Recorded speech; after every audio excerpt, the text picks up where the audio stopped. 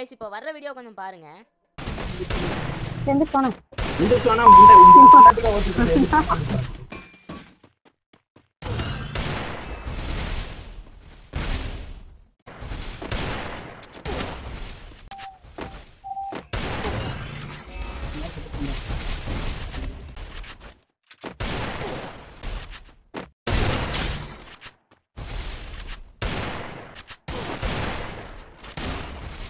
Guys பார்த்துட்டீங்களா? இப்போ கொஞ்சம் இதை பாருங்க.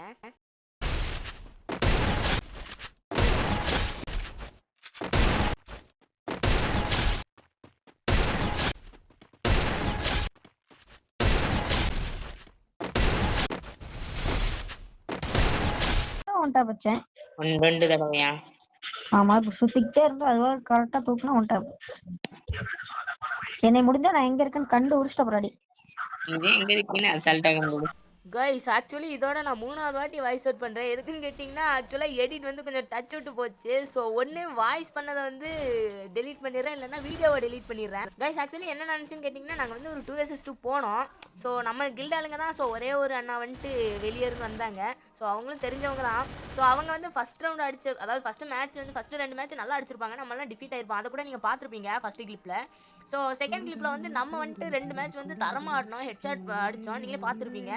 ஸோ ரெண்டே நீங்கள் பார்த்துருப்பீங்க. ஸோ அதனால் என்னென்னு கேட்டிங்கன்னா அதில் வந்து இந்த ஆடி முடிச்சதுக்கப்புறம் நிறைய பேசிட்டாங்க கைஸ். அதாவது நம்ம வந்து அடித்ததுனால நம்ம ஹேக்கராமா. ஸோ அவங்க அடித்தது அவங்க கண்ணுக்கு தெரியல, நம்ம அடித்தது மட்டும் அவங்க கண்ணுக்கு ரொம்ப தெளிவாக தெரியுது.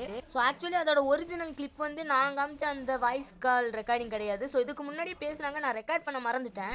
அது எப்படி ப்ரோ நீங்கள் வந்து ஃபஸ்ட்டு எத்தனை மேட்ச் அடிச்சிங்க, அப்போ நீங்கள் ஹேக்கராக தெரியல. பட் அடுத்து வந்து நான் வந்து நல்லா செட்டிங்ஸை வச்சுட்டு ஆக்சுவலி நான் வந்து ஒரு வித்து பிளேயருங்க. அதாவது வித்துன்னா என்னன்னு கேட்டிங்கன்னா அது வந்துட்டு ஃபோனே அப்படியே என்னமோ ஐகான்ஸ் எல்லாம் சின்ன சின்னதாக மாறிடும். ஸோ என் ஃபோன் 8 GB ரேம் ஸ்டோரேஜுங்கிறதுனால அது நல்லாவே சப்போர்ட் ஆகுது. அதனால் நான் வந்துட்டு என்ன செய்வேன்னா ஓவர் ஹை வித்தில் வச்சுக்கிடுவேன். டிபின்னு சொல்லுவாங்க, அது உங்களுக்கு தெரிஞ்சிருக்கும்னு நினைக்கிறேன். அது வந்து சில ஃபோனுக்கு வந்து சப்போர்ட் ஆகும், ஸோ சில ஃபோன் வந்து டெட் ஆகும்.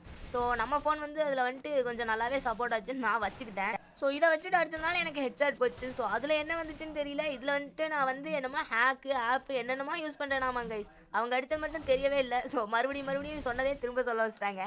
ஆனாலும் என்னன்னு கேட்டிங்கன்னா ஒரு நியாயம் வேணும் கைஸ், யாரை ஹேக்கர்னு சொல்கிறதுன்னு. ஸோ என்னைய பார்த்தா ஹேக்கர் மாதிரியா கைஸ் தெரியுது.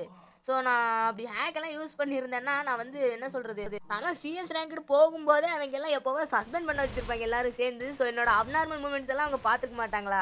ஸோ நான் ஆடுறதுக்கு எப்படி சொல்கிறாங்கன்னா எஸ்ஆர்எம்னா யார் என்னென்னலாம் சொல்லியிருப்பாங்க. ஸோ நினச்சி பார்த்தாலே ரொம்ப ஒரு கஷ்டமாக தான் இருக்குது. ஸோ எஸ்ஆர்எம்னா லவ் யூனா ஹேட்ஸ் ஆஃப். பட் என்னன்னு கேட்டிங்கன்னா இந்த மாதிரி சொல்லலாம் கேட்கும்போது, அதாவது இந்த மாதிரி வேர்டெல்லாம் கேட்கும்போது வேதனையாக இருந்தாலும் பெருமையாக இருக்குது. ஸோ அப்படித்தான் இருக்குது. ஸோ இன்றைக்கி வந்துட்டு நம்ம பார்த்தீங்கன்னா அப்படின்னு பார்த்தா நான் டைமண்ட் 4ல் இருந்தேன். இன்றைக்கி ஒரு நாள் மட்டுமே புஷ் பண்ணி நான் வந்து ஹீரோயிக் 12ல் போயிட்டேன். ஸோ இந்த மாதிரி நான் ஹார்ட் ஒர்க் பண்ணலாம். பட் என்னென்னு கேட்டிங்கன்னா கேமுக்கோசரம் நான் வந்து ஃபுல்லாமே இந்த பக்கமே இருந்துடலான்லாம் முடிவு கிடையாது. ஸோ கேமுங்கிறது ஆல்வேஸ் வந்து ஒரு டைம் பாஸ் தான். ஸோ அந்த வீடியோவை நீங்கள் ஃபுல்லாக கேட்டிருப்பீங்களா இல்லையான்லாம் எனக்கு தெரியாது. பட் கேட்டிருந்தீங்கன்னா ஒரே ஒரு லைக் பண்ணிவிட்டு நம்ம சேனலை சப்ஸ்கிரைப் பண்ணிடுங்க. நம்மளாம் இந்த மாதிரி லாங் வீடியோலாம் பண்ணி ரொம்ப நாள் ஆச்சு. ஸோ சவுண்ட் குவாலிட்டியும் கொஞ்சம் லோவாக தான் இருக்கும் கைஸ். ஏன்னா என் ஃபோனோட அந்த அதாவது மைக் போயிடுச்சு. ஸோ கூடிய சீக்கிரம் அதை வந்து ரெடி பண்ணி நல்லா வாய்ஸ் அவுட் பண்ணலாங்க. ஸோ இதோட போதும்னு நினைக்கிறேன், ரொம்ப பேசிட்டேன். ஸோ தேங்க்யூ ஃபார் வாட்சிங் கைஸ். லெவல் டாடா bye bye, see you guys. அப்புறம் லாஸ்ட்டாக ஒரு விஷயம், எவனாச்சும் உங்களை வந்து ஹேக்கர்னா நீங்கள் அவனை போடா ஓடிருங்க. அதாவது பாட்டுன்னு சொல்லிட்டு வேற எதனா வச்சுக்காதீங்க.